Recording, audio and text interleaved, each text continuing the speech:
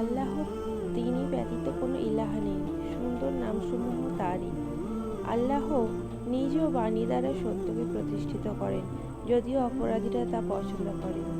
আল্লাহ তাআলা বলেন, যারা বিশ্বাস স্থাপন করে এবং সৎকর্ম সম্পাদন করে তাদেরকে দয়াময় আল্লাহ ভালোবাসা দেবেন। আল্লাহ তাআলা বলেন, কোনো লোক যেন অন্য লোককে বিদ্রূপ না করে। হতে পারে যাকে বিদ্রূপ করা হয় সে বিদ্রূপকারীর চেয়ে উত্তম। আল্লাহ তাআলা বলেন, বলুন আমার পালনকর্তার কথা লেখার জন্যে যদি সমুদ্রের পানি কালি হয়, তবে আমার পালনকর্তার কথা শেষ হওয়ার আগেই সে সমুদ্রে নিঃশেষিত হবে।